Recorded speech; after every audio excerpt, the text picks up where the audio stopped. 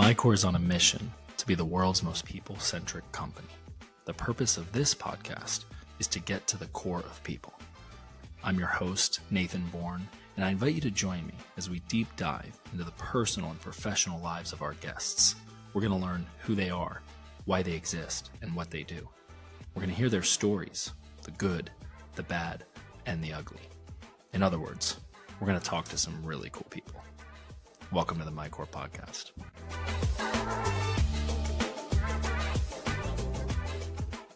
Hello. Welcome to the MyCore podcast. This is your host, Nathan Bourne, and I am here with the one and only Tarik El Mazani.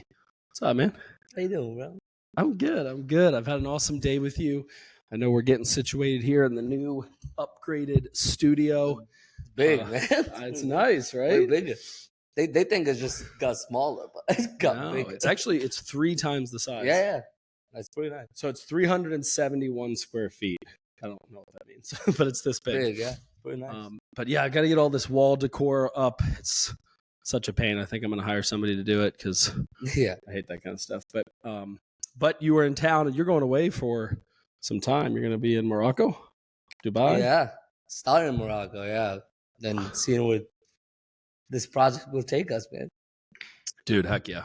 Freed up the summer, man. We're going to talk about it. It's crazy, man. I've been off in the summer for like over a decade, yeah. Because of the industry, obviously, we'll get to that. But it's just, I'm excited. So you feel like a free man? I'm a free employee. Free agent. Free agent, yeah. You're on the open market, man. Heck yeah. More than one way, right? Yeah.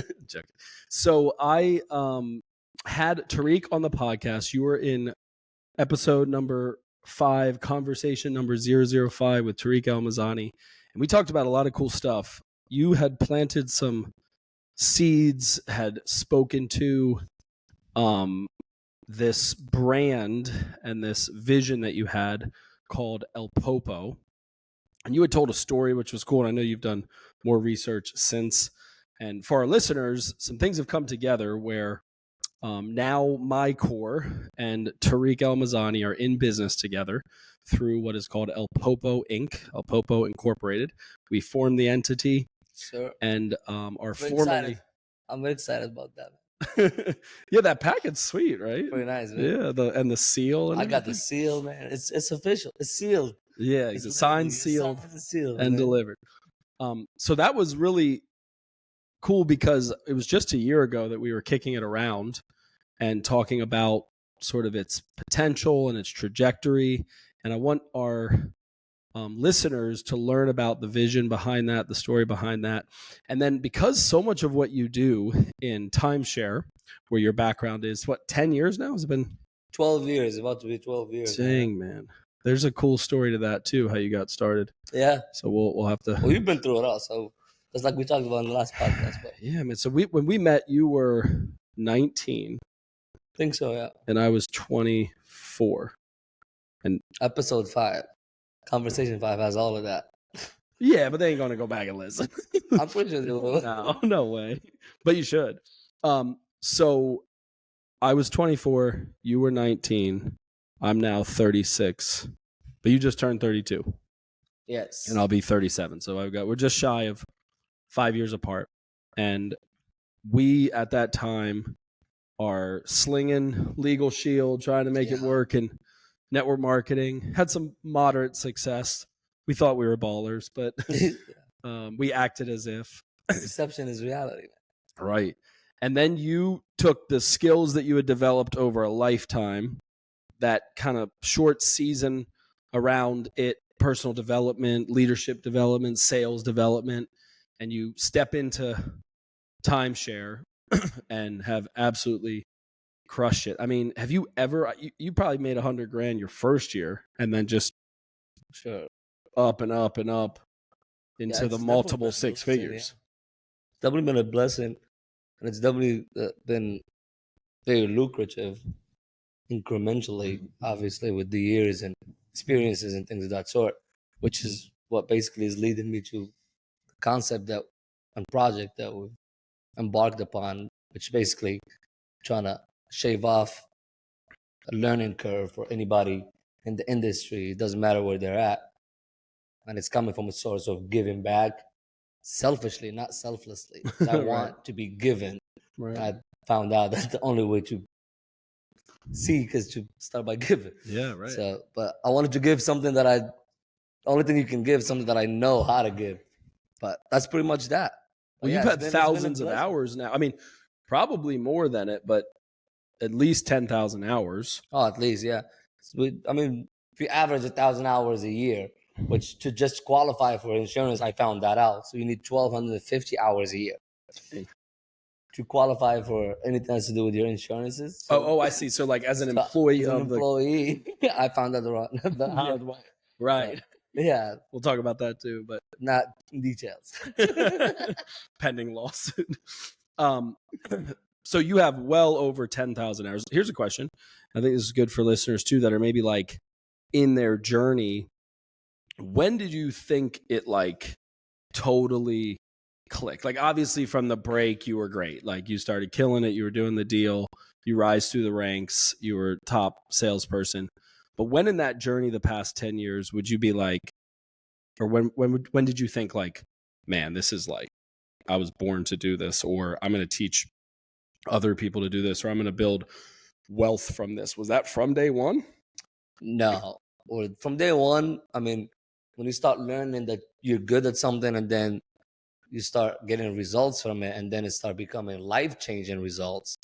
And that's when you basically get rid of all your egocentric desires, basically trying to get the nice car or the nice house or this trip, but at some point you're gonna run out of desires. So you get That's to interesting. stay away from the ego, and that's when you get to the second part of your question, which is when did you start wanting to give back? I've always been into teaching it, and some of the people that know me in the industry, they can testify to that.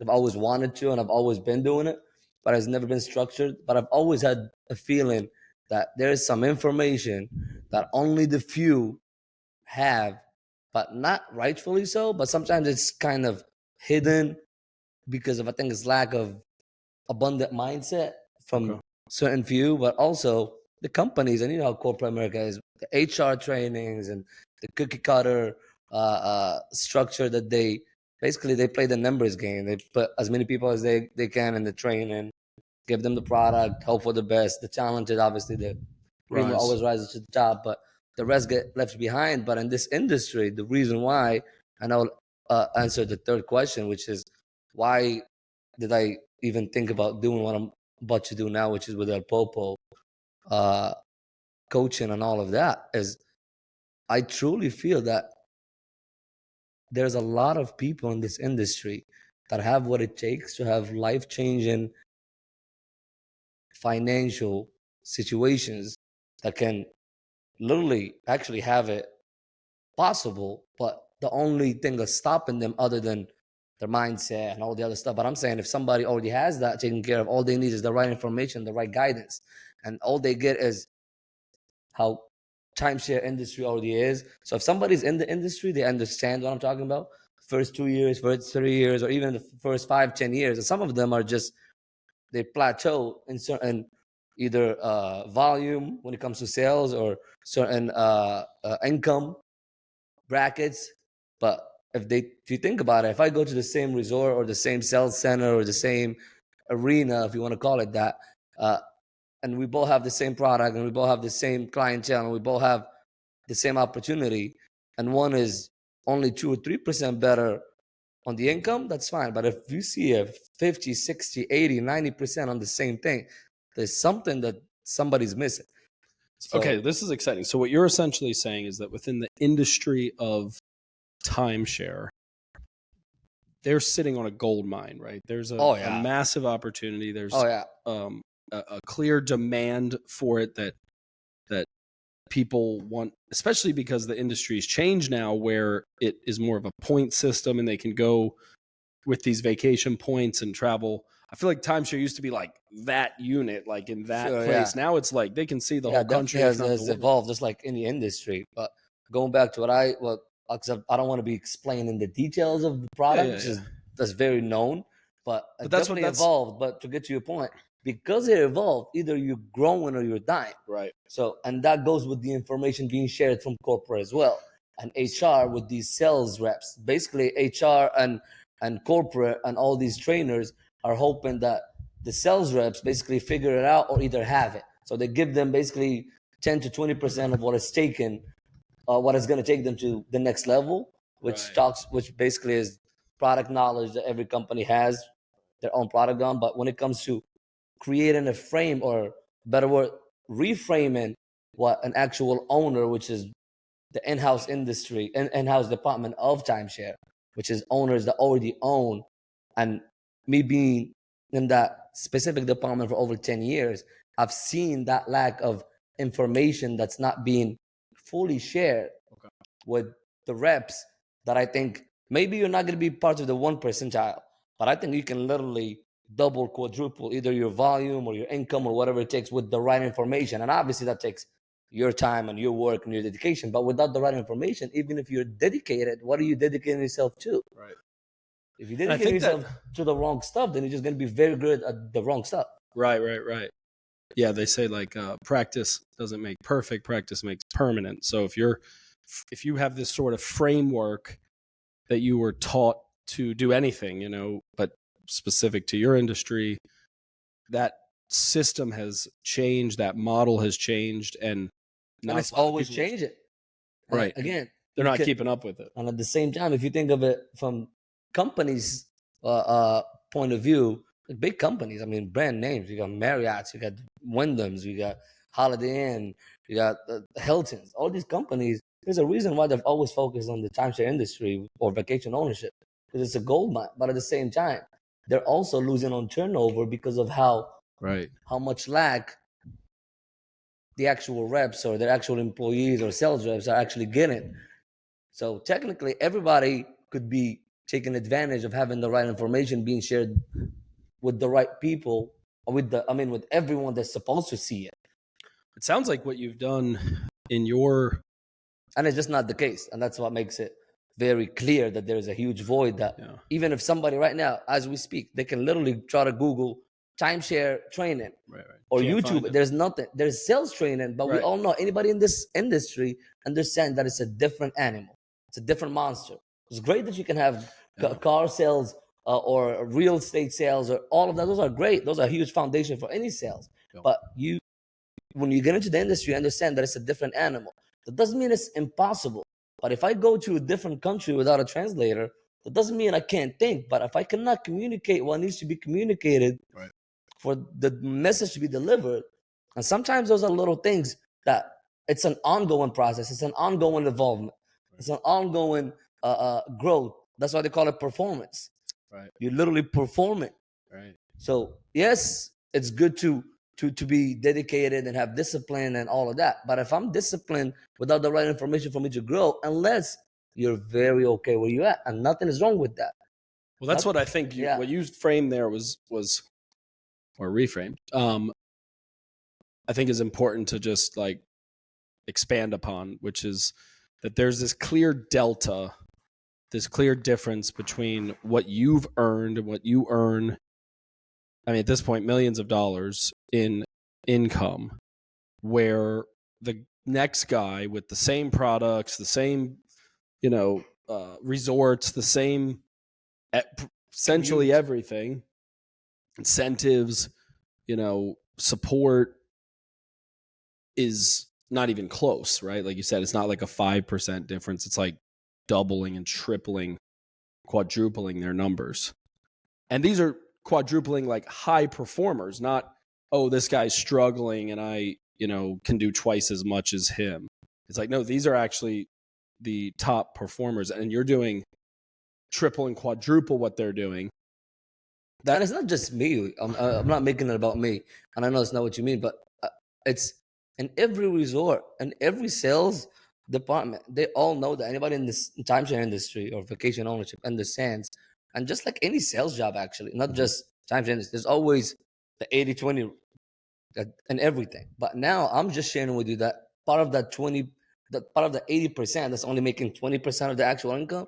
One of the main reasons, if not 80% of the reasons, is because of things that they just do not know. And they don't know that they don't know. Exactly. So they're unconsciously incompetent. And I think it's really awesome. It sounds like what I'm hearing, especially having such limited knowledge of the industry, is this mindset shift. And I think this is true in all industries. It's one of the main reasons my core is partnering with you for this and building out this academy and this curriculum and this coaching and these courses and ultimately this community for El Popo, is because you've found a win-win-win. And I think if I had to guess, and I'd be curious to hear your take on this, it's almost like the people that aren't on your level or operating on your frequency, they're probably mainly thinking about themselves. Like what do I get when I close the deal, or what do I get when I upsell? And it sounds like you have, I mean, obviously that's a natural thing, right? Like it's okay to consider WIIFM, all of our favorite radio stations, what's in it for me. But also it sounds like you're thinking of it bigger and more holistically, like, hey, how does the owner obviously win? How does the resort win? Which is really interesting too, because I think there's potential with this brand and with this material, this content, to have huge buy-in from the companies themselves, those big brands you mentioned, because why wouldn't they want their performers to be top performing? And I think that could really, especially if it's coming from a source of somebody that's been in these actual companies, right? And these specific companies that all know who you are, and this industry, just like anything else, then word travels quick, good or bad. So with that being said, is when you're sharing it and you're sharing these tools and these basically development that took years, and you're passing it along, the main thing that somebody's going to get from it is not becoming you, but it's becoming the best version of themselves. Right. And the only way that happens is if they truly have a same level playing field when it comes to the access of information. And the consistency of it, because of course people probably just just like basic, working out. Right. I mean, you can have all great books about theory about working out, and even go to the gym or even sign up. But when you sign or even work out, so just little steps. But without the information, you can't even get to the consistency part, because what are you going to be consistent with? The same information that's gotten you the same results. The question sometimes becomes is not how much something costs me, like we always say, but how much does it cost me not thinking of its actual cost right now. Right. It's not the price, it's the opportunity cost of it. What am I actually missing by not doing it? And did you have frustrations earlier on in your career? Of course. That nobody like taught you. Yeah, and that led sometimes to wrongdoings from your side, because you might see something and you think that's okay, and you just start and you do it, and the worst part is it works, and when it works, your brain thinks that that's the right thing to do, and then either you don't know how to do it the right way, or you're missing the right information, or somebody actually gave you that information with the good intentions, but having 10, 12 years of consistent things that have been working, and also consistent things that you need to avoid. Right. What not to do. It basically is as important as what to do. But at the same time, is giving that opportunity to the next person, that the only thing now stopping them is their actual action. Right. Instead of saying, well, I can see somebody knows something that I don't know, and I wanted that. Right. And that gave me a lot of satisfaction throughout my career, because I did that. Just not knowingly, but people that know me, I love doing that. And I love seeing you do good, because especially in our industries, because it does not take anything away from what I do. Right. So that's why it's like we say, if God's blessing your neighbor, it just means he's in the neighborhood. Right. Literally, yeah, you posted that. That's pretty cool. Right. But like I have a question for you, because I think there's people that are listening that they've reached a level of mastery in their respective of course. Industry, and maybe they're thinking the same thing, like, hey, if I had me to mentor me 10 years ago, 5 years ago, can you imagine? I did some content on this for my core academy, and I it was kind of like a bold statement, but I just flexed. It was like, look, what I would give to have me mentoring me 10 years ago. Like if I had came to me at 25, And you can literally put 26, numbers on it. Like, especially in our industry, you can look any sales industry when it comes to percentages of closing or right. average per transaction or VPG, volume per guest or whatever, all of that, you can literally start measuring it. But if I'm measuring it with the same actual variables that I'm putting into the equation, then the results for X is always the same. Right. Right. So I need to change what's variables. I'm not going to change the constant. We all have the same tours. We all have the same people. We all have the same clientele. We all have the same comp plans. We all have the same great seasons and low seasons and Life. high seasons. That's all that. The question is, how do you navigate through all of that? Especially if you can get a little notebook, a little guidance, and that's all that is. And just like you said, being consistent with it too, because when you start, you can look great for the summer, but if all you did is ate bad throughout the whole summer, even though you had a great, same thing. So let's take me to the moment where you weren't just in it and making money and having your journey and career and getting your awards and accolades, but you started to think, I should like package and deliver this. I should teach on this. I should, build a clientele that pays me on a monthly basis to learn these things that I've not just become proficient in, but I'm mastered in. I'm, like the man, right? The woman, because I think that there, like I said, I think there could be people that are listening that they're damn good at what they do. Of course, yeah. And actually, I think it's a disservice to the rest of us if somebody's damn good at what they do and they're not even offering it. Right. Offer it, and then. Did you have a moment like when when did to it answer hit that? you? Let me answer that for it. Well, that moment, I think it was an accumulation of moments that popped up into one of maybe a year ago or so. Okay. And a lot of it had to do with the conversation we've had here in the podcast, even though we were, like you said, we were just rolling with it. But that gave me access to feeling that sometimes we have information that we would like to share, and we just don't think that some people are needy of it. And we just basically decide that ourselves and just assume and not share it.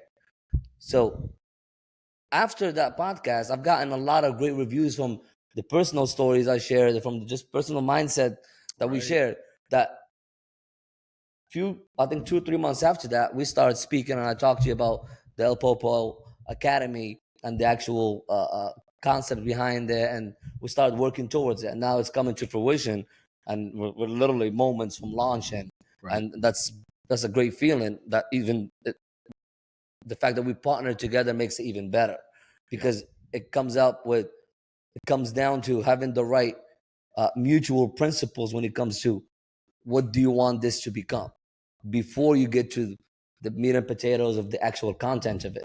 So that's one of the actual and I'm main excited points about the potential. I mean, I know the first version and iteration is going to be, very focused on the timeshare industry, vacation ownership, and that kind of niches gain riches mentality. I think that's clutch and crucial and like Gucci, right? Like that's all good.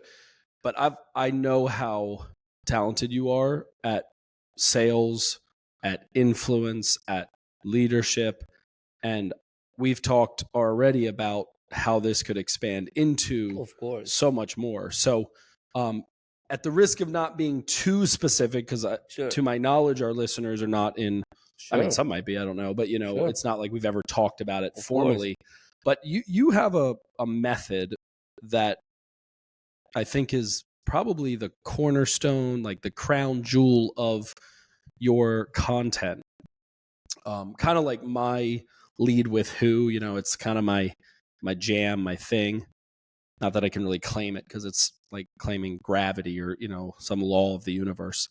But we've talked about this idea around reframing. And I'm curious if you could help myself and our listeners, like give them a little taste of what that looks like. And I'm glad you said that, because it started from, I want to focus on this niche that I'm in. But obviously we're not limiting ourselves to that. And that's where you're great at, because you can also see things that I might not see, and vice versa. And I love the branding, by the way. We should insert this. El Popo means people in Italian. El popolo. Yep.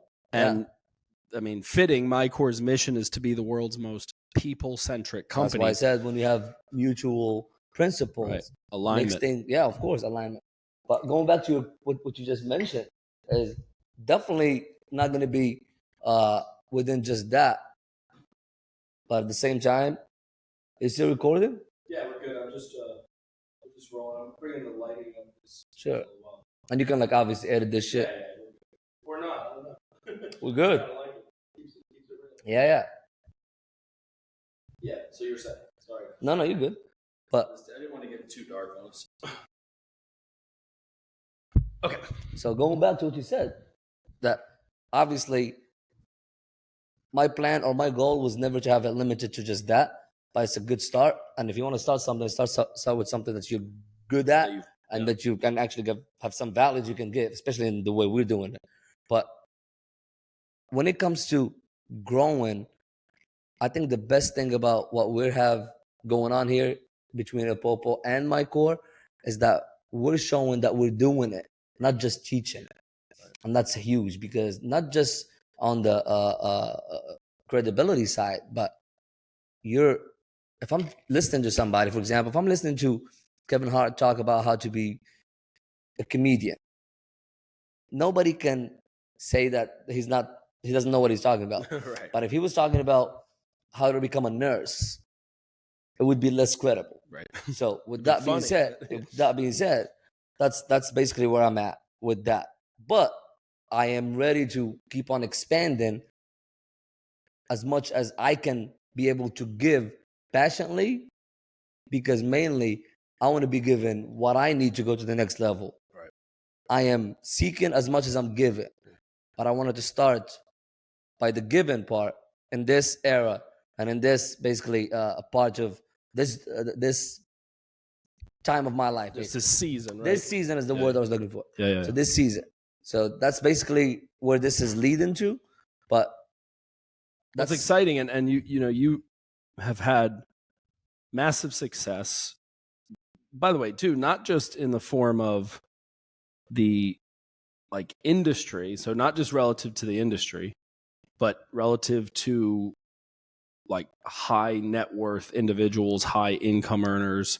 I mean, you're off the chart universally. Not that money's everything, but it ranks up there with oxygen. Sure. And it's easy to count, right? So it's a yardstick, it's a barometer that you can go, yeah, there's some proof here that I'm not just pontificating or regurgitating. And that's probably what happens in these organizations where a lot of the management that's teaching the content, teaching the curriculum, and giving them the framework to be successful are being taught by people that probably didn't do it even close to the level that you did, and aren't even doing it regularly. Yeah, they're in like management mode. Yeah, leads me to what you said. Little tip you said about or reframing. Yeah. Take us there. Going back to that is, I think the main thing that I found out after 10, 12 years in this industry specifically is that the only constant is change, which also means that your pitches and your presentations and your performances when it comes to selling, especially in our industry, is basically has to be constantly changing, but not just changing, rather evolving, right, with a actual plan and based on a lot of different things. But at the same time, I wanted to share that what I've learned, and again, this is what I've learned, and that's what I'm trying to pass on, what I've learned, that if somebody can actually take advantage of that and have something that's positive as a positive outcome out of it, I'll be more than happy with that. So reframing in my industry, and I think in any industry, especially in sales, I think has to do with getting the actual client in front of us or the customer in front of us to understand that we are in a position of power without them feeling defensive about how we deliver that message. So let me get deeper with that. Meaning, if an owner, for example, in our industry is coming in thinking that they know exactly what the next hour would be, normal presentation, they know the venue, whatever. If in the first 5-10 seconds, this client or this owner is not getting a new feeling subconsciously that this is nothing what they thought this presentation was going to be, or nothing like what they thought this presentation was going to be, then I'm already in the losing end. Because they come in pretty defensive. Just like any other, especially in our industry. But I'm pretty sure just like any sales. Oh, I'm just looking, or hey, I'm just not, maybe not today. We don't even get to that. We're coming in, people telling you, hey, just to let you know, I'm here for this gift. You have an hour, do your thing. Right. So they're like, under no circumstance will I be upgrading. Because you're talking to owners, right? Yeah, so I'm talking to owners, which means they already own timeshare, or they already own vacation ownership package, and we're upgrading them to different levels with different benefits and things of that sort. But they're getting like a free trip to Disney. Of course, we're bribing them to come. It's nice. Yeah. Just like anything. But with that being said, if I'm getting you comfortable as a client, thinking that you're the one who got the upper hand, that means you don't even get to listen to what I have to say, no matter how great my product is or my offering to you. So my thing is, I'm helping you and I'm doing you a favor by trying to reframe you, because what I'm leading you is technically way different than what you ever had before, which is you never had me, bro. At the end of the day. So my thing is, I need you to get on that frame. Yeah. And then if I get you there and I'm not ready, then might as well not get you there. But if I get you there and then it's the next step and then the next step and then you're building on this. But now your whole presentation is a framework and you get to be the artist within it. But you have the frame. But when you're just all over the place and you let the client or the circumstances, I want the reframing part of our presentation or any sales process of that matter to be given back the control to the salesperson. Wow. Let's talk about this, because I think it's really counterintuitive and nuanced. You know, at first glance, if you don't frankly respect yourself as a professional, and if you don't believe in the value of the service or product that you're bringing to the market, then yeah, that might feel uncomfortable. Of course, yeah. That's why I didn't even get to that part. We just skipped that. We're assuming that you're a professional. Right. That goes without saying. Yeah. So, but knowing that you're somebody that believes in, you know, you're in real estate, you're in insurance, you're providing somebody with a new vehicle, you know, you're in vacation any sales job, literally anything that we do is home services. You're transferring something.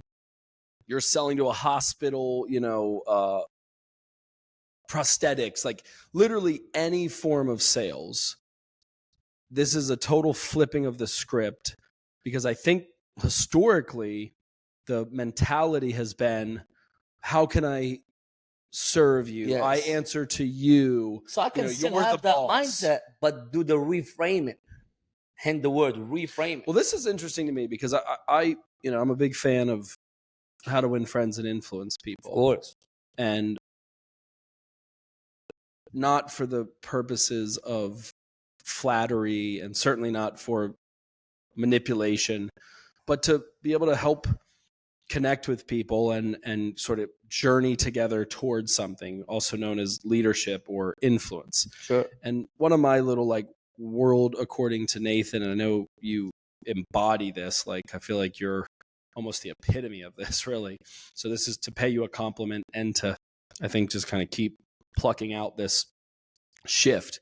So the book talks about be interested, not interesting. And I can get with that, right? Like I do believe that if you're the type of person that is never interested in your friends' lives or in your family's lives or in the prospects' wants and needs, for obvious reasons, you're not going to do very well in this life, right? Because people will kind of get sick of it, right? They'll be like, gosh, you know, you never talk about anything other than what you want or what you like. And we're all guilty of Sure. this, right? We're guilty of doing this, especially when you're passionate about something or you have conviction or it's kind of a magnificent obsession. I mean, I've been guilty of it for sure. So that's one school of thought. However, if you aren't interesting because you either haven't reached certain levels of success or you aren't distinguishing yourself in the way that you dress or speak or move, or if you aren't in good physical shape or you don't take care of your mind and your body and your spirit. In other words, you're not somebody that is attractive. You could almost replace the word attractive and interesting. Then there's no contrast between your interestingness and your interestedness.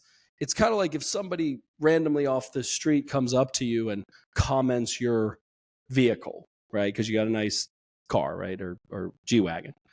That's nice. That's cool. Like random dude that doesn't really look like they're very successful, maybe is just kind of being, giving flattery.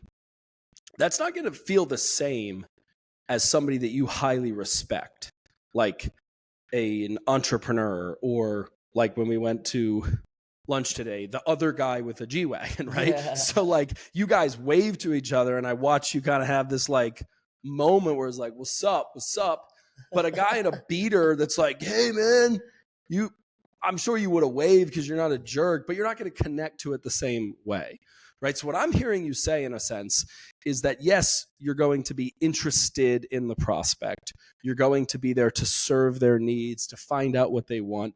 But right out of the gate, you're setting the stage and reframing the dynamic of the relationship because you're saying, hey, with or without you, I'm massively successful. Oh, yeah. Like I already am there. I'm also massively successful selling this product that I'm trying to sell to you because you just happen to not know how great it is until Right. I'm supposed to tell you. But how can I get you to listen to it if I don't reframe that really quick, basically dynamic right then? Right. Yeah, you're busting up For all your of own their good.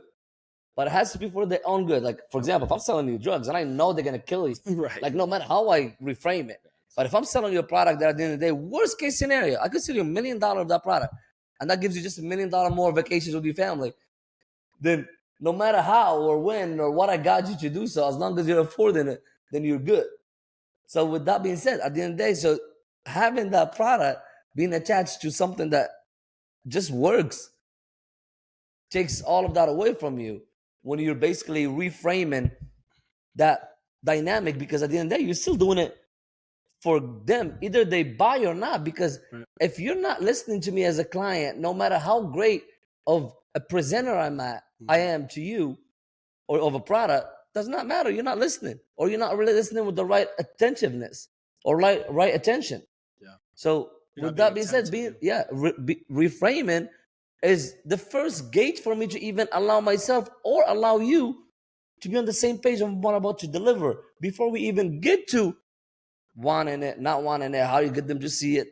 That's what the first step of reframing is. Okay. It's setting up the status of So it's a status. Like tell us of how course, you do it's it. more Like, of a status thing, but not just to create space in that status. you say like, nice to meet you, I'm a big deal. Yeah, basically, no, you Like, basically you be as friendly as possible, Right. but I don't have to be too friendly. Like, do I truly care about how many kids you have the next trip you come in?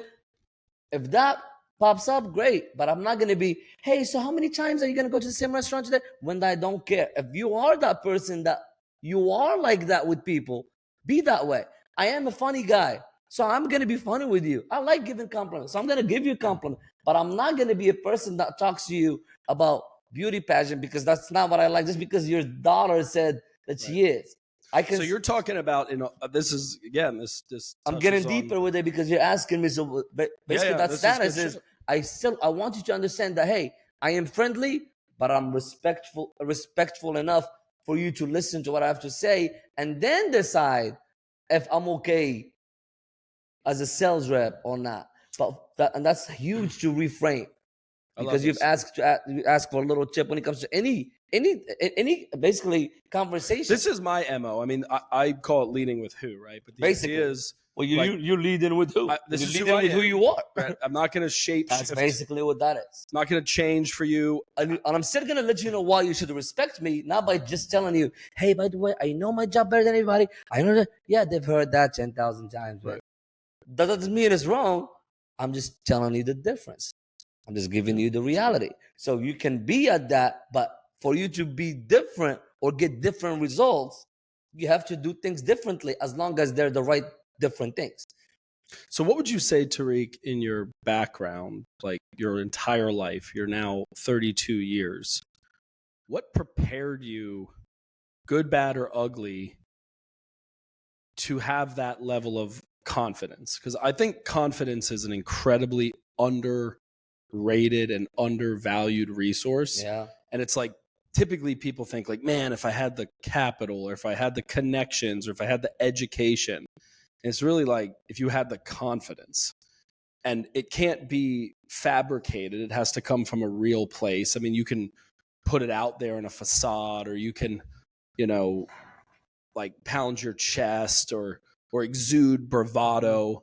But yeah, just how undervalued and underrated confidence is. And there are ways in this world to gain confidence.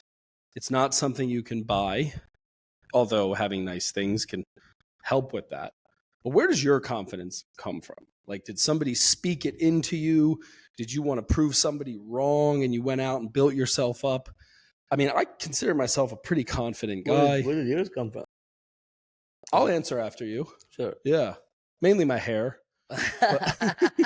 I agree. I'm like Samson, man, I agree. Don't man. cut it off. Nah, man, all jokes aside. But to answer your question, I don't think it's one thing or something that you can literally just point at. Like, I was turning around on a 7-Eleven on Thursday. And it's not exactly that. But it's definitely an upbringing. It's definitely your culture. It's definitely before you even get to what you have to put in it. So there's a lot of things to some leading men, right? Wasn't your that's why I said upbringing that plays a huge role. But then obviously as an adult, you either take it yourself or not, either build up on it or build it from scratch if you never had it, or have a great mentor and just mess it up yourself. So those are three things. But I think to answer your question, when it comes to me personally, it's confidence. And I've heard I think a gentleman, Myron, it's a black gentleman, the older guy, but he's great. White beard. Yeah, a very great speaker. He said confidence comes from trusting yourself. And then how do you trust yourself is by preparing yourself for moments that only preparation can get you those results. So let's go back now. So if I prepare myself for an action and that action was good and that gave me the result that I wanted, so that right there is one bracket of a confident booster. So imagine if you accumulated a bunch of them, either in sports, in school, relationship-wise, hair, dressing up, getting things of that sort, but also have it being backed up when it's just you and you. That's good. Not lie to yourself. Because so that's cool, because what I'm hearing you say... I want to say this very quickly. This is huge. I think, speaking about confidence, and you just confidently interrupted my interruption. Well, I think because you wanted me to. So I think being confident also allows you to get to a certain, I think it's a scary level of not giving a peep about anything else, not in a bad way, but in a great way, because that freedom gives you the freedom to create what others that don't have that freedom might need for you to create so they can get that freedom. That's interesting.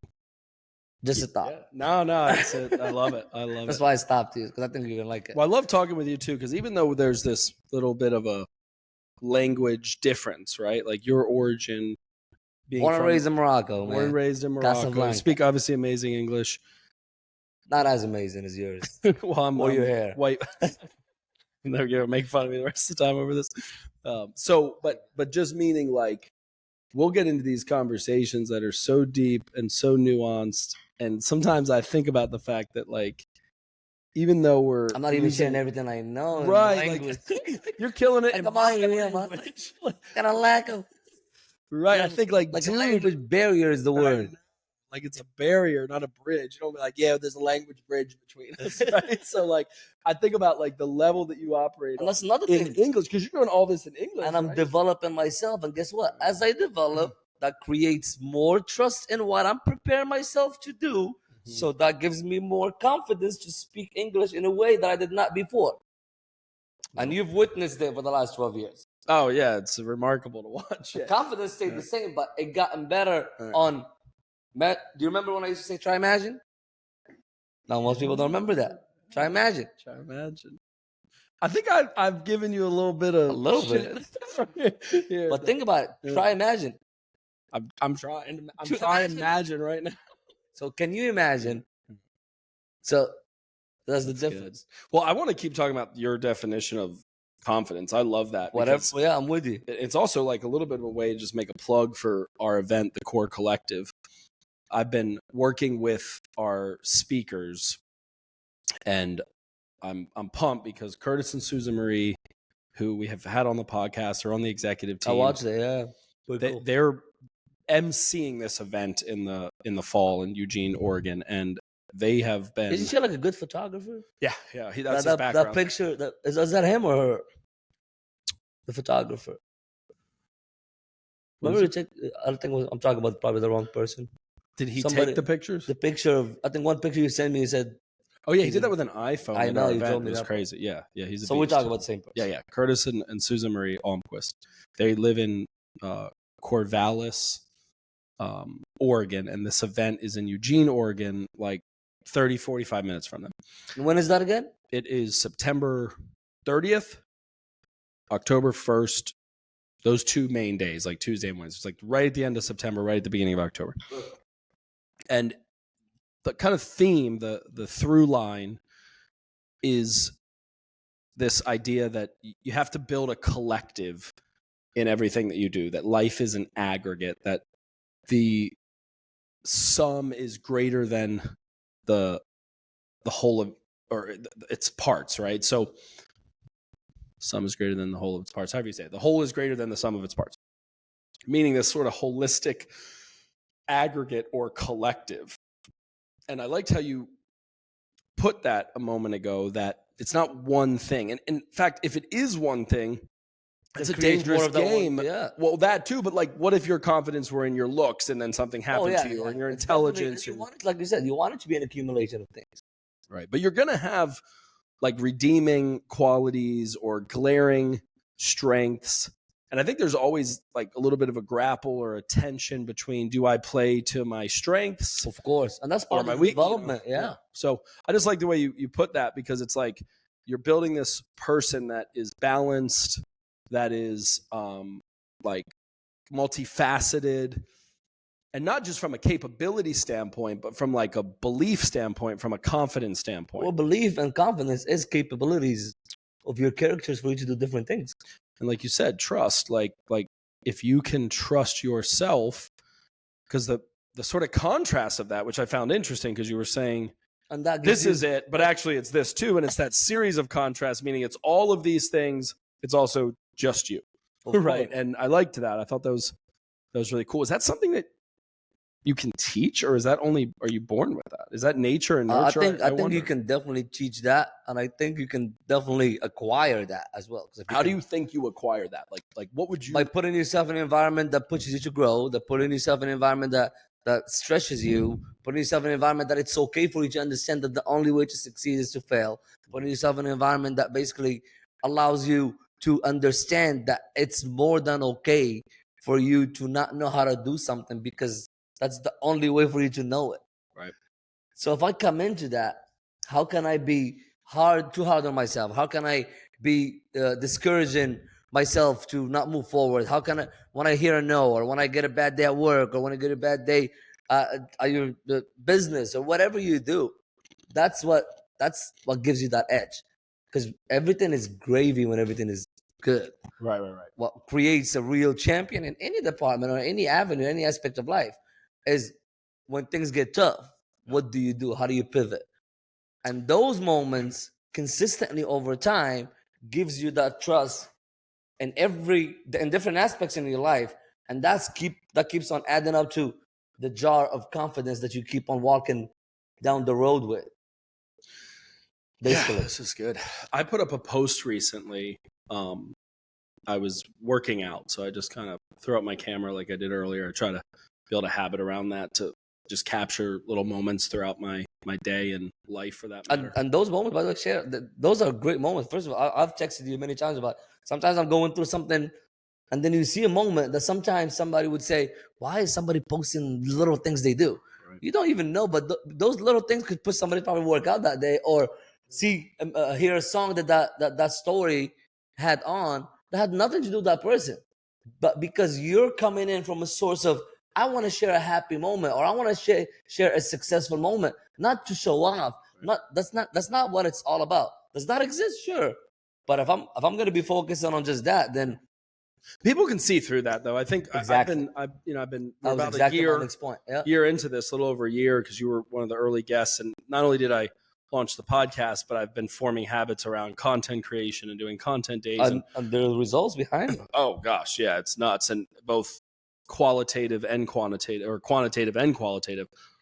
We just hired a social media manager, became a client of hers with her business, and I'm stoked for all that she's doing. So I'm saying all that to say that on this journey over the past year, there's been a lot of ups and downs. There's things professionally, there's things personally, there's just like the grind of life, like hard shit that I have gone through, that I am going through, and that I don't even know yet that I'm going through. And this post I put out, which I appreciate your thoughts around it, I've been getting cool feedback like that. In fact, something interesting I've been thinking about, this is going to be a little soundbite, I think, and I'm going to come back to what I was saying. I don't understand why people like hold back the gas. Like, why are you preserving and reserving your gas for somebody else? Like, pump that person up, comment, like, share, like, react to it. Especially It's when it's crazy, genuine. dude. It's wild. I've had so many You're people doing come yourself up to a me. disservice when you keep that inside, by the way. Because when you give that, you're technically allowing yourself to say that it's okay to be happy for others, which means yourself as well. Like you said, if God is in the neighborhood, I'm happy as niggas in the neighborhood. Right. If you're blessing my neighbor. Right. And you don't have to be obnoxious, and certainly No. don't like I said, genuine. give it out too much. But when you genuine, yeah, exactly. If If you you're feel like that person or that post made you feel and you're about to share it. bro, Not I was forced. looking into, I was at Coconuts. You've been there before, in Ocean City. It's a little beach bar. Yeah. And this woman was like, "Oh my God, Nathan." And I was like, I don't really know her that well. And she's like, "I love all your content. Like, it's amazing. It's encouraged me so much in this way and that way." And I was like, wow, that's really cool. And then I sit down, and Yeah, a there's friend a lot of of mine, negativity out there, man. So when this is refreshing in any aspect, man, it is. It's very true. And I've told you that. well, right after that, 2 minutes later, another guy's like, "Bro, you're gonna blow up. Like, your content's like awesome. I'm digging it, loving it, blah Energy is blah." contagious. And here's the part that's interesting: neither of those people have ever commented, ever. Maybe they've shared. I can't track that, obviously. They've never sent a message. And I thought, that's really interesting. I'm not like knocking them for it. I'm thankful for the validation. Of course. But I just started thinking about that. Like, man, we need to become less like stingy with the way that we give each And other. we should talk about it more. Yeah, So even it's just- not weird, I don't think, That's to the like thing. somebody's thing that you like. Like, if you like it, like And I it. think most people actually want to do that. They just Right. set it's some weird. blockage, but not It's everybody. confidence. They're lacking some That's my form of point. a Because confidence. sometimes maybe they thought that if they show it, then it kind of lowers who they are Yeah. in society by liking Yeah. someone. It's the actual opposite. Yeah, literal. So with that being said, going back to confidence, and you've known me for a few years now, like if anything, my confidence actually calmed down by having You're more maturing. experience in life. Because sometimes having, and that's why I'm glad that you mentioned that. So I think you get to a position in life that you balance yourself out when it comes to your confidence and your alignment when it comes to your goals and what are you doing with that confidence. Mhm. And are you still building upon it or you're lowering it? Right. So am I being congruent with my actions? Am I saying that this is what I want to do and I'm lowering it and that's giving me less confidence? And guess what? Compound effect, man. You won't see it the next day. You won't see the confidence the Right, next week. right. You won't see the lack of it. Well, guess what? Let's say you had a six-pack, and then over the next year you just messed up all your food and all that. You're not gonna lose confidence the next day when you had the burger. But and 12 months later, when you go to the same beach and the same people used to see you as a surf guy, You talking to me? I don't know anybody. But I'm working on. I'm saying, no. I'm saying like that's what would happen. Or a soccer guy or any. The reason I said surf was that they would be on the beach. No, I get it. But that would work against your confidence, even though you had it. So it's an So ongoing now you're thing. intertwining two philosophies. We're talking confidence. We're talking And collective. consistently building it, because you ask what got you there, Right. and also what gets you there is not what keeps you there. It's the same concept, but it's not the same action. Because as long as you're growing, you're not dying, and if you're dying, you're not growing. So we keep going back to the same thing. It's yin and yang. Right. Because you tasted how great confidence is, that's why you want to keep on adding to it. Because you tasted winning, that's why you don't want to lose. But because you tasted losing, that's why you want to win. It's just a shift in the way you see it, man. Good. I like that. Heck yeah. So before I kind of went off on that tangent, I was talking about this post that I put up that apparently those two people probably didn't like, but a bunch of other people did, which was cool. And I think it resonated. You know, I try to look for that to see if the engagement is there, not just for vanity metrics, but for quality. You know, like, is this content resonating? Do I need to position it or set the hook, or, you know, you're kind of playing with it. And what I wrote was something simple that just said, make life hard and life won't be so hard. And it kind of reminded me in this moment, or you reminded me of that post, because I think in these hard moments, you build resilience, you build rhino skin, you build confidence. I've not met anyone that I feel like is truly confident and truly capable that hasn't overcome hard things. Adversity, yeah. Adversity, you know, missteps, mistakes.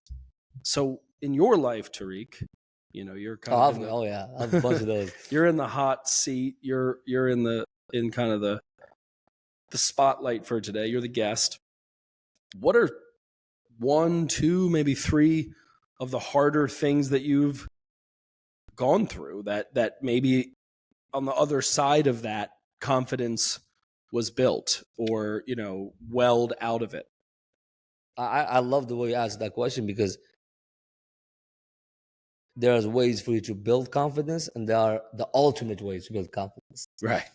So the ultimate way to build confidence is to go through all of those adversities, but know how to funnel that energy that you're going through during those times. And that's the hardest part. Nobody has that all figured out. But to answer your question, when it comes to me, I would say top 2 or top 3 things. Number 1, would me moving to the United States. After finally understanding that you moved, that your old life is gone, and the family dynamic, and having to deal with that, and basically internalizing the fact that you can only count on yourself, doesn't mean your parents or your surrounding were not there for you. No, that only you can be accountable for what's going to come up out of this human being called Tarik El Mazani. And internalizing that started by upbringing and having those responsibilities instilled in you. But then that moment of me coming to the United States at 14 gave me that. And I did not understand that until I started developing it at 18 and 19 after high school, and then meeting you, and then going to the personal development. But adversity would be number 1, moving here. Second thing would be after I had my ACL surgery. Okay. And feeling, not because of the actual surgery itself or the Pain or any of that, it allowed me to think that what value could I bring without me being involved for just the pursuit of my own happiness. What can I bring? Mhm. And that adversity. So because shook me. your talent, which I know you're a very talented soccer player, Yes, that was jeopardized, borderline snatched from you. yeah. And you probably had to realize, like, And at that time I was already in the industry, but that gave me a moment of, I either have to grow myself as much as I can and develop myself as much as I can and make that the pursuit of my purpose in this life. That doesn't mean it's going to be perfect all the time. But if I made that my purpose, even though I could be failing on a daily basis, I'm falling and I'm failing forward. Mhm. So at the end of the day, since I cannot control all the variables, I wanted to control at least my destination or my route, not the final destination, but where am I going? We can always like course correct, but at the same time, there's little corrections in life. But at least you know where you're headed. There's only east, west, north, Right. or south. There is Right. northeast, there's northwest, but there's no like new forward, Right. at least in our dimension that we live in. Right. So with that being said, those are huge moments. And the biggest one, especially going back to what we're talking about today, is being at the top of what you do, and then out of nowhere, without you changing anything, you feel like everything that you're doing, especially in sales, just not working. And those moments, Like when you go into a slump. And those moments, number one, they're mandatory and they're going to happen and they have to happen. So you can either That's blame. interesting. They're mandatory. They're mandatory for your success. Like I said. But the only way for you to come out ahead during them is to basically, number one, be prepared to deal with them when it's good. Don't try to prepare yourself while you're at it.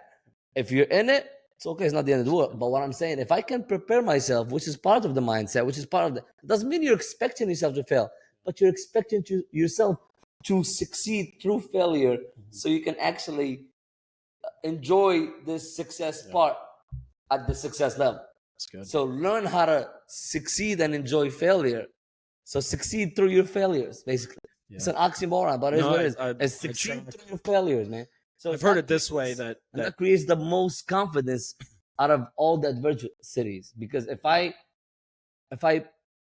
basically force myself through it, and only I know if I put in all I can or all I have, that creates that basically internal confidence that you cannot buy. But when you know you have not given what it takes, you might lie to the world, but you know you did not eat as much. As clean as you could. You know I didn't work out 6, 7. I know that. Yeah.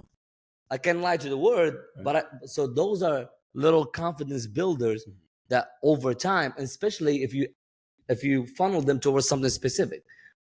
Yeah. So that would be my answer to that. I love it. I was reminded of the just sort of natural or in nature that ants, they work all summer to gather the food, for the winter. And it's just sort of interesting that in their heyday, in the moment where life is good, life is easy, the sun is shining, and also that's the easiest way to build as well. Right, you're in the moment. I think that's a really interesting nugget of wisdom where people are on the up, or they're having a moment, a good moment, a good season, and it kind of sucks a little bit, right? Because you have to sort of keep in and factor in that, hey, life is seasonal. It's going to have its ups and its downs. And if you're on the up, store those treasures in the right things. And it could be practical, like literally save your money. Yeah, but not just material. But it's also like invest in those relationships, because it's those people that you can lean on when you're going through something like a divorce or a health scare or the loss of a family member, just something sort of unpredictable or unforeseen. And I think a lot of times people will have this singular version of success, and then when shit hits the fan and when like one dimensional, they don't have the footing or the kind of bearings to move through it and grow from it. Like I heard it this way: you don't just go through it, you grow through it. Something else I find interesting, a connection you made there, and I'd like to explore it a little bit, is that there's a bit of an irony, like you said, a yin and a yang, a contrast. If I were asked the question, Nathan, why are you so confident? I think you kind of asked me that a little bit. I would say because my life has been so humbling, it would probably sound weird if it was like because I'm so humble, but it kind of is. Like life has kicked me in the teeth enough. The Bible says that if you exalt yourself, you'll be humbled, but if you humble yourself, you'll be exalted. Mm-hmm. This kind of shows up a lot in wrestling and in jiu-jitsu, where if you take the seemingly lowly position, it actually puts you in a position of strength to have the leverage or to, convert the move. And that's martial arts, that's grappling, but I think that's true in leadership and sales and the art and science of influence. So it's interesting that it's in those hard moments that you are humbled because maybe of an injury, because of a setback. And sometimes things are just flat out like wrong. Like what you're facing right now, I don't know if you want to talk about it, but it's like dumb and ridiculous. And without going into details, it's creating an opportunity for you to go beyond a specific like company or brand. Sure. And go, you know what? I have something to provide that all of these. Sometimes you get pushed into opportunities, and we've talked about this earlier, but sometimes even if you get pushed into opportunities, if you're not prepared for them, then you won't basically succeed. So but anyway, yeah, that humility of creating confidence is kind of interesting, right? 1,000%. And I've always said that to you specifically, since you brought up your main reason for that. I was actually expecting you to say that because your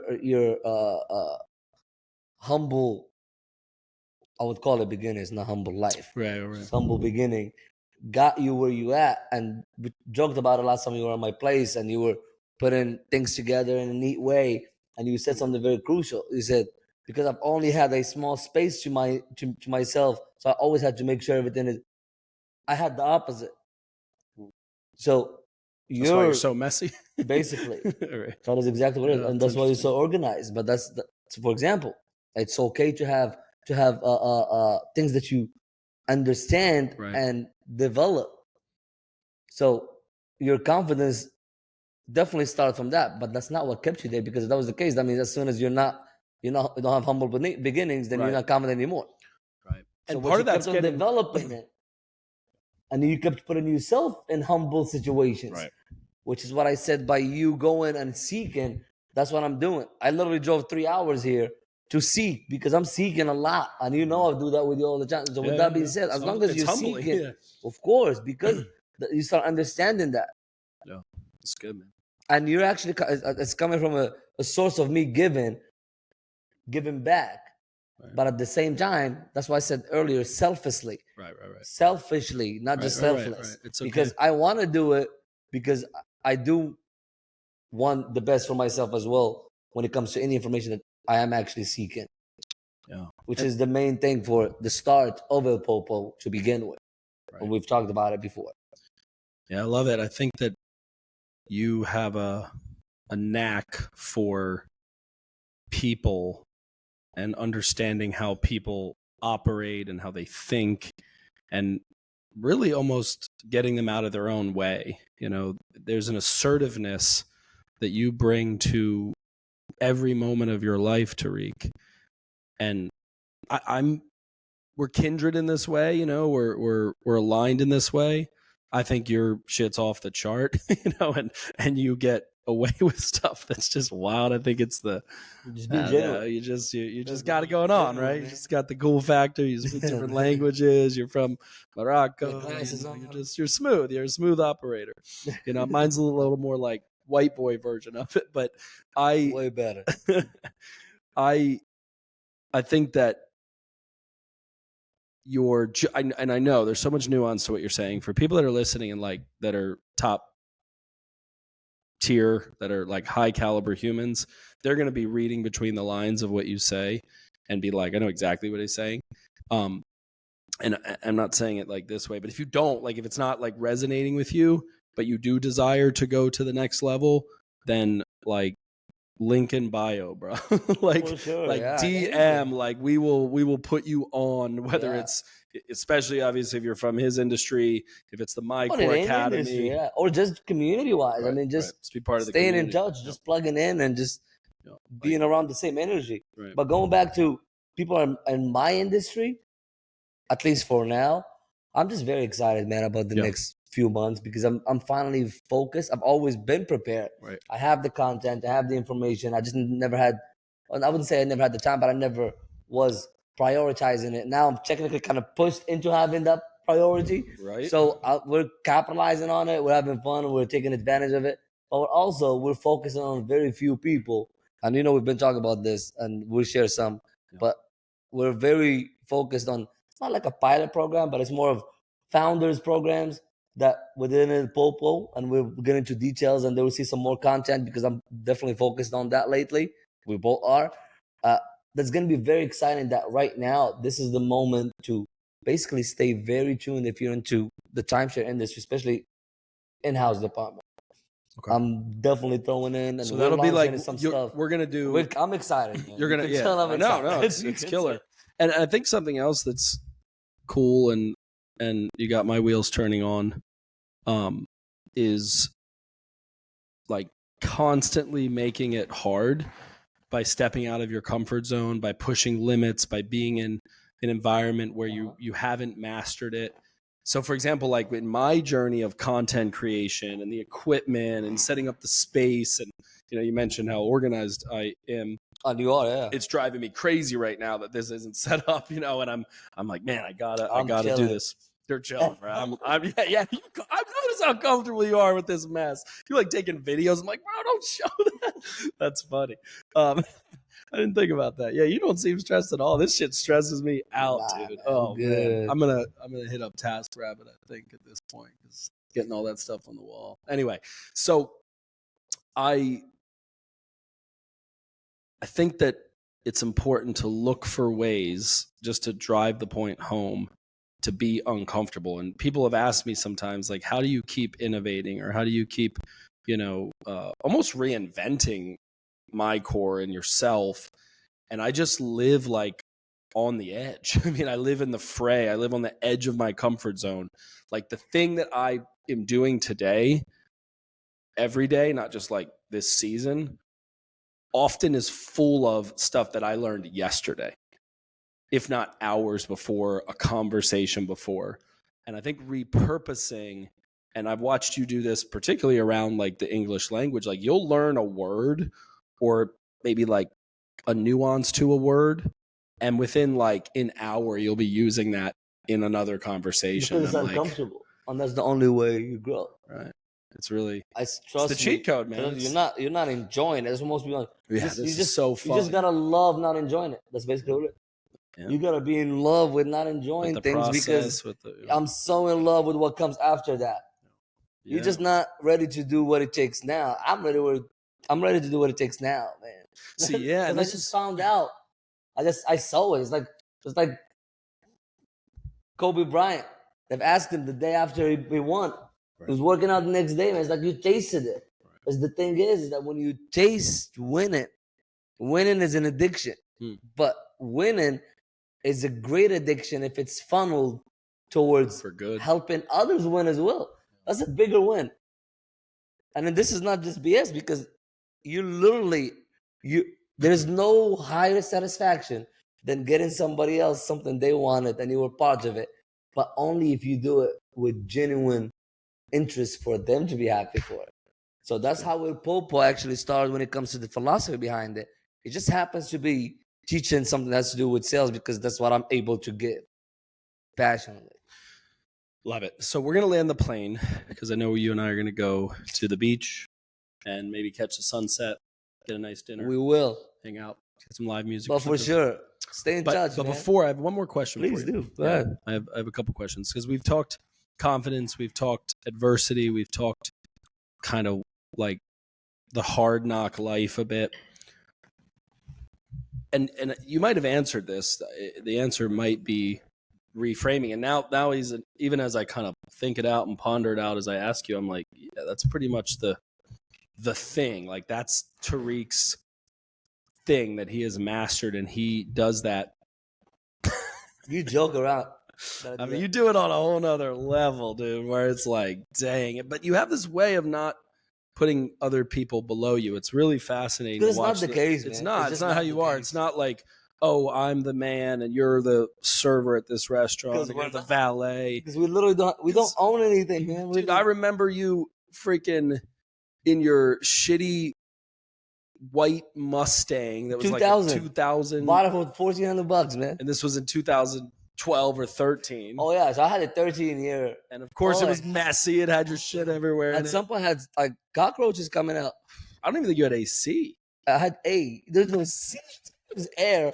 There's Just no air. condition. Now, I feel bad for you, but I know you like it like 98 degrees. But what's crazy is that right across from that apartment is a Ferrari dealership now. Right where you live? At Walden Palms in Orlando, Florida. Right across from it is exactly looking from that apartment that you talked about. That's where you got your Ferrari? No, that's when I sold my Ferrari and I got the GTS. Okay. You got me talking about cars. You're good, you're good at what you do. Got you, bro. Waited this whole time. I thought I got it down. That's funny. So my question, yes, besides the flex of your supercars or exotic cars, whatever. Move on. That was funny at that. That was very good. That was amazing. Well, that too. But I'm saying when we went to the store earlier, they tried to get us in. I was like, "Oh yeah, they're like, is it the car?" Those girls were like, "Come on in." And I said, "If we had been driving a Toyota, would you?" And they were like, "Of course." I'm like, "Gold digger." I was like, "I ain't saying she a gold digger, but she ain't messing with no broke." So, Ninja. all right. Yeah. Maybe the answer is reframing. Maybe that's your cornerstone. But if you had to boil it down to one thing, like what is the one thing that is like your signature move?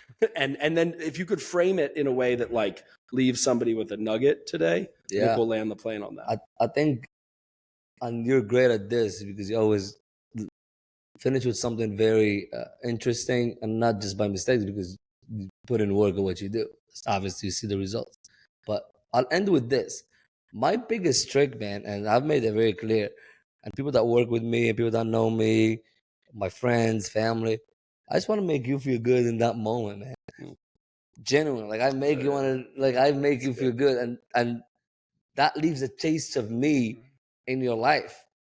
And I hope that that's a good taste. So people, when people meet me, I want you to leave here having a piece of Tarik. So genuinely. Yeah. And the best way you can do that is by keeping Tarik as sharp and as developed as possible so you can give the best version of it. Wow. Mic drop.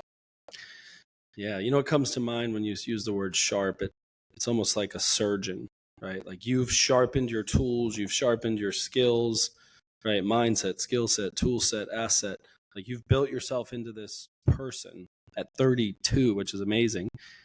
And like this really just fine tool or this scalpel, when you interact with a person, I've watched you do it.